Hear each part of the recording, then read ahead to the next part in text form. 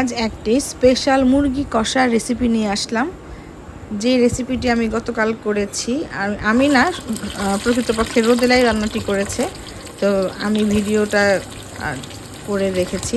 তো সেখানে প্রথমে আমরা তেলের মধ্যে আস্ত রসুন, মানে গোটা রসুন আর বড় বড় করে পেঁয়াজ আর কাঁচামরিচ দিয়ে একটু ভালো করে ভেজে নিয়েছি। সাথে আদা কুচিও ছিল। ভেজে নিয়ে তারপর তুলে এটাকে আবার রেখে দিব এবং এই তেলেই মাংসগুলোকে প্রথমে ভেজে নিয়ে তারপরে এখানে আমরা অল্প অল্প করে মশলা অ্যাড করব। প্রথমে দিয়ে নেওয়া হচ্ছে হালকা একটু জিরার গুঁড়ো, তারপরে হালকা অল্প করে একটু মরিচের গুঁড়ো, সাথে একটু গরম মশলা। এটা দিয়ে প্রথমে একটু ভেজে নিব। তাহলে মশলাটা দিয়ে ভাজলে মাংসের মধ্যে মানে মাংসের ফ্লেভারটা সুন্দর আসবে। অল্প কিছুক্ষণ ভেজে নিয়ে এর মধ্যে আমরা অন্যান্য মশলা অ্যাড করবো। এখানে দিয়ে দিলাম একটু আদা বাটা।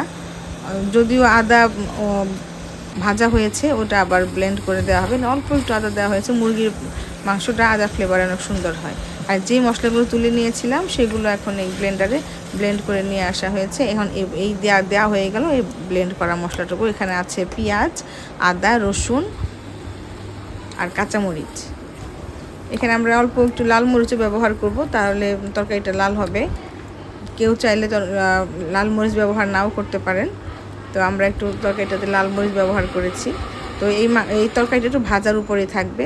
একটু মাখা মাখা করে নিয়ে ওই ব্লেন্ডারের জারটা একটু ধুয়ে বাকি মশলাটুকু দিয়ে দিলাম।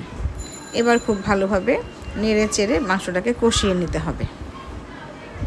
এখানে হলুদ, মরিচ, ধনের গুঁড়ো দেওয়া হয়েছে, কিন্তু এটা আমাদের ক্যামেরা স্কিপ হয়ে গিয়েছে। তারপরেও যেহেতু একটু কম পরিমাণে দেওয়া হয়েছিল, সেজন্য আবার একটু ক্যামেরার সামনে দিয়ে দিলাম একটু হলুদের গুঁড়ো, মরিচের গুঁড়ো আর ধনের গুঁড়ো। সাথে দিয়েছি একটু জিরের গুঁড়ো। সব মশলা দিয়ে খুব ভালোভাবে কষে নিতে হবে। দিয়ে দিলাম পরিমাণ মতো লবণ, আর সাথে দিব টমেটো সস। কেউ চাইলে টমেটো কেচাপও দিতে পারেন। সেটা দিলে প্রথম অবস্থায় পেঁয়াজ বাটার সাথে মশলাটা কষিয়ে নিতে হবে। আর যেহেতু এটা সস, মানে পরিপূর্ণভাবে হয়ে গেছে, এটাতে কোনো কাঁচা ফ্লেভার নাই, সেজন্য এটা আমরা রান্নার মাঝখানে ব্যবহার করব। এবার খুব ভালো করে কষাতে হবে। যেহেতু মুরগি কষা, এটা শুধু কষানোর উপরে থাকতে হবে, যেন তলায় লেগে না যায়, এই জন্য বারবার নাড়াচাড়া করতে হবে। এখানে আমি এক্সট্রা কোনো পানি অ্যাড করতে দেখি নাই। এখানে কোনো এক্সট্রা পানি অ্যাড করা হয় নাই। শুধু ওই যে মশলা করার পরে ব্লেন্ডারের জারটা ধুয়ে যতটুকু পানি দেওয়া হয়েছে ততটুকু পানি। এবার খুব ভালো করে মশলাটা কষাতে হবে, মাংস সহ। খালি নাড়াচাড়ার উপরে রাখতে হবে যেন তলানি লেগে না যায়। এই রান্নার স্পেশালিটি হলো কাঁচা মশলা মধ্যে পেঁয়াজ কাঁচা, আদা বাটা কাঁচা, এগুলো দেওয়া না দেওয়া। পেঁয়াজ, রসুন, আদা আর কাঁচামরিচগুলোকে তেলে ভেজে নিয়ে তারপরে ব্লেন্ড করে মশলাটা তৈরি করা। এটাই হচ্ছে এই রান্নার বিশেষত্ব, আর এতেই ফ্লেভারটা অন্যরকম।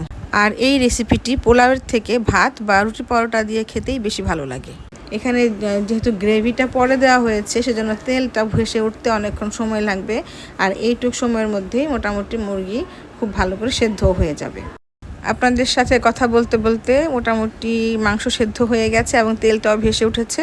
আমার রান্নাও শেষ। আজকের রেসিপিটি এ পর্যন্তই। ভালো লাগলে শেয়ার করবেন। আসসালামু আলাইকুম।